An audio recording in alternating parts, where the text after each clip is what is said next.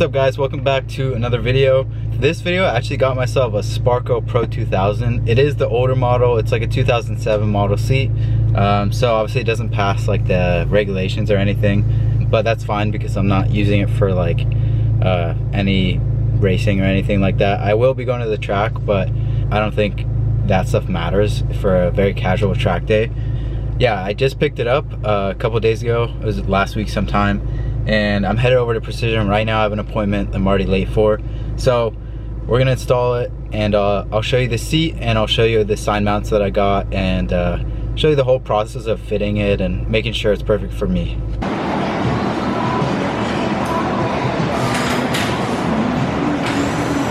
So for the side mounts, I went with these planted universal mounts. You can find them on Amazon. This is aluminum finish, and then they also have a black version. It was about $100 on Amazon, so pretty good deal. I know the Sparco ones are like $75, so it's a little bit more expensive, but this was offered with Prime shipping on Amazon, so I just decided to do this.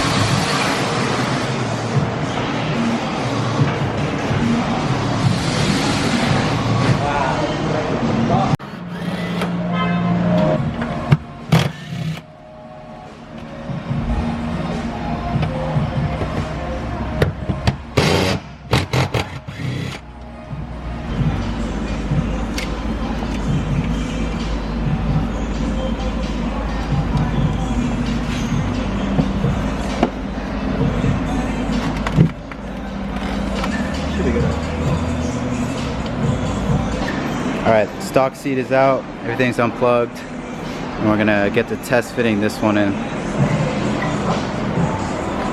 Does it need a vacuum though? So with how the seat currently is, it's super low in the car. This is how the previous guy had it mounted up, but he had a track car, and it's kind of different. So as my daily, I want it to be a little bit higher. So I think we're gonna start by just going straight in the middle of these side mounts and kind of go from there. So one thing we're actually going to do is we're going to get rid of these sliders. It does allow the seat to flex a little bit, which is something you don't want. So we're going to try without the sliders and just get it in a perfect position for me. So I take back what I said about the sliders. Mike said we should run them, and they're actually like not as loose as I thought. I think it was just the bolts. So yeah, we're going to run those and see how it goes. Perfect. Right? And then like you get to like a red light and you're like trying to get as close as you can, right? You'll be like lift myself up. I'd be fucking jacked.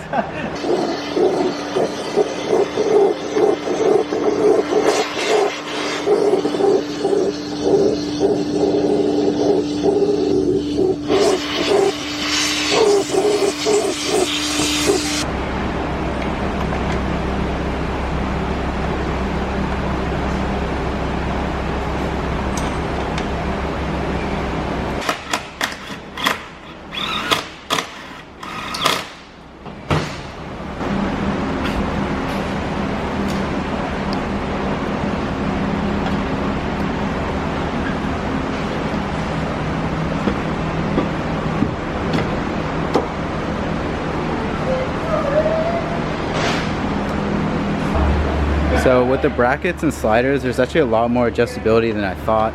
Obviously, you have the sides that determine the height of the seat. You have these floor mounts that attach to the sliders, and the sliders have to be parallel, otherwise they bind because they basically run into each other. And then is there any other adjustability, or is that like pretty much it? In your case, pretty much done adjusting. I just have to make sure that these are straight when I install them, otherwise... Yeah, and you said 18 inches apart is like... Yeah, so 18 inches from this hole to this hole. And this is like a bit just after. Yeah. when I go up line out. Gotcha. Cool.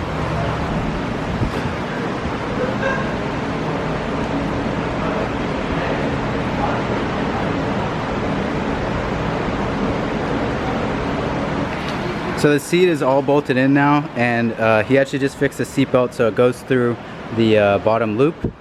Up there, it just rests on the shoulder of the seat, but everything's bolted down. I had to go pick up Spencer, so I missed a couple steps. It feels really good, and we use the sliders, so it's very adjustable. Spencer can drive this, anyone can drive this because it's got the sliders in there. Yeah, it looks really good. Now I just need a second one.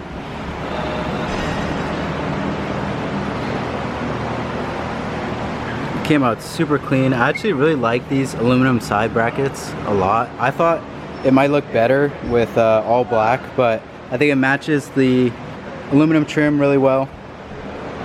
Really like it.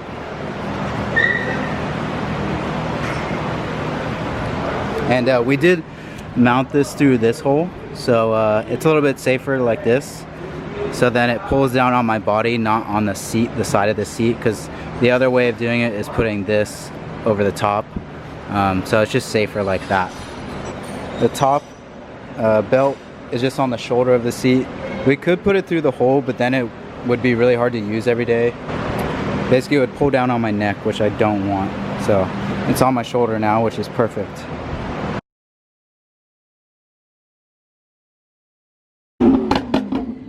Keep going.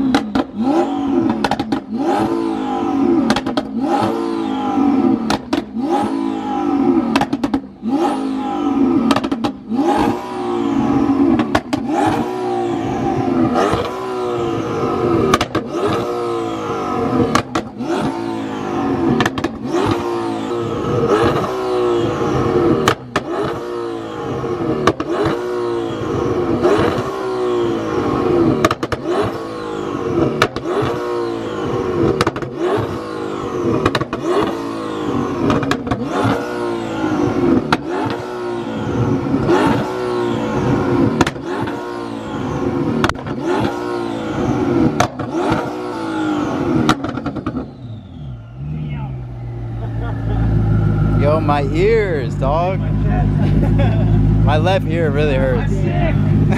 My God! I just drove around with it for the first time and it's so different.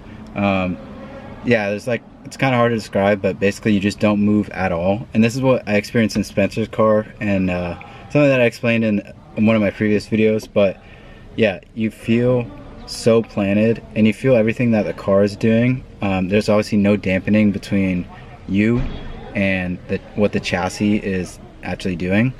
I almost feel like it has more body roll now because I can feel all of that, whereas before I couldn't tell as well because the kind of like plush nature of the stock seats kind of dampen everything. But it definitely feels like so much better. I think this is like one of the most overlooked mods, even for a street car. Like, it makes it feel so good. Like, this car felt like it was on rails before, but now it's like a whole different ball game. So I'm really happy with them. The Pro 2000 is like the perfect seat for me. Spencer was saying that it's like a little tight on him, but for me it's like just snug enough to where I don't move around at all. If I was any bigger, I'd probably be too tight in here.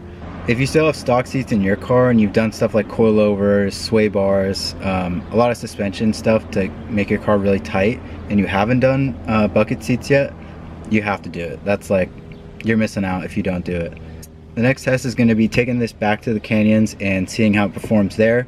I have a couple windy roads by my house, but it's nothing compared to like actually pushing it on a canyon road. I'm back at the office and Spencer just got new wheels, and if you can tell from these stickers, you probably guess what he got.